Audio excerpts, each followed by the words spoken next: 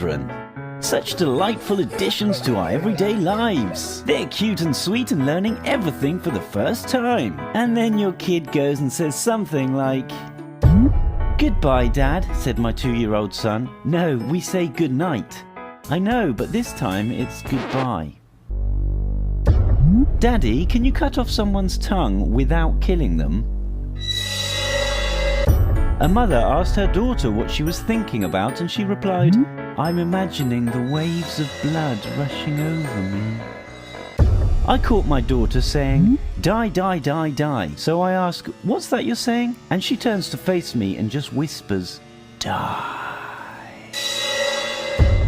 "So I shouldn't throw him in the fire," said my 3-year-old daughter while holding her baby brother for the first time. "Daddy, remember that time we died?" I wake to find my 3-year-old standing by my bed staring at me with a huge grin on his face. "What are you doing?" I finally say. "Nothing," he says, still grinning. At this point I realize he's got his hands behind his back. "Are you holding something?" "No." I look anyway. He's hiding the largest carving knife behind his back. "We got my little sister a puppy for Christmas. When she woke up and saw the dog, she said, 'My baby, it's not time for you yet,' and tried to pick up the dog and shove it in her mouth." We had just moved into a new house and 2 kids showed up at the door. When I asked if I could help them, one of them said, "Our mum wants us to tell you the old people who used to live here are buried at the end of the road." They ran off and I've never seen those kids again to this day.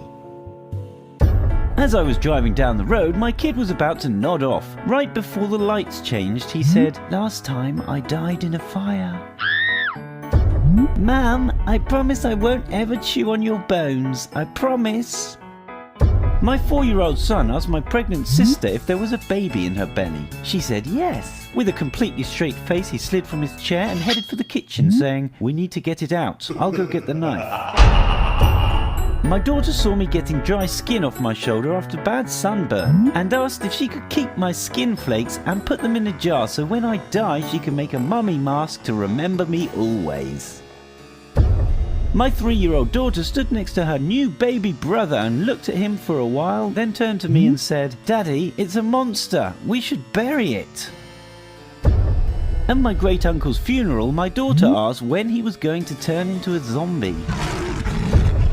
I was sound asleep, and around 6 a.m. I was awoken by my 4-year-old daughter's face inches from mine. She looked right into my eyes and whispered, "I want to peel all your skin off."